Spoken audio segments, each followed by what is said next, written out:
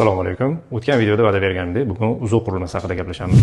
Uzuv qurilmasi haqida soatlab gapirish mumkin. Shuning uchun bugun faqatgina uzuv qurilmasini insonni tok urishidan qanaqa himoya qiladi, shu xususiyat haqida gaplashamiz. Odamni tok urishidan himoyasi uchun asosan uzuvni 10 mA va 30 mAlik turlari qo'llaniladi. 10 mAlikni deyarli ishlatmaymiz, chunki lujniy srabotование ko'p bo'ladi. 30 mAlik ishlatamiz. Nega aynan 30 mAlik? Chunki odamni tok urganda 50 mA yetarli bo'ladi, yarim sekund davomida urib turishi. Odam yuragi shu vaqt davomida fibrillatsiyaga uchrab, o'z vaqtida defibrillatsiya qilinmasa, o'lim bilan tugash holatlargacha olib borishi mumkin. Uzuv qurilmasi odamni tok urayotganidan qanaqa sezadi? Uzuv har doim fazani ham, nolni ham baravar kontrol qilib turadi. Masalan, uzuvdan keyin o'rnatilgan rozetkaga aristonni uliydigan bo'lsa, aristonni yuklamasi 10 amper deb oladigan bo'lsa, fazada ham, nolda ham 10 amper yuklama baravar bir xil paydo bo'ladi.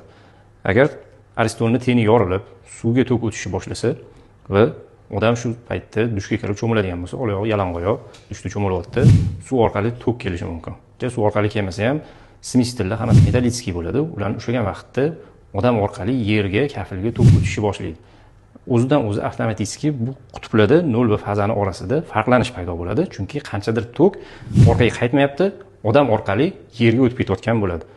O'sha значение 30 mA ga yetganda uzuv tashiydi. Shu o'rinda bitta ma'lumot berib ketaman. Zazimleniya bo'lmasa uzuv qo'ygan foydasi yo'q deb o'ylaydigan odamlar bor. Yo'q, unaqa emas.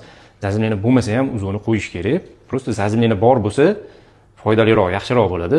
Boyagi misolimizda masalan, aristonni teni yorildi, suvga tok o'tdi, zazimleniya qilingan bo'lsa, tok avtomatik zazimleniyaga oqishni boshlaydi va uzuvni sirasi sezadi va tashiydi. Odam dushga kirib, cho'milib, uni tok urishini poylab o'tirish shart bo'lmaydi. O'zinglarni ehtiyot qilinglar va bunaqa ma'lumotlarni o'tkaza olmaslik uchun obuna bo'lib qo'yinglar.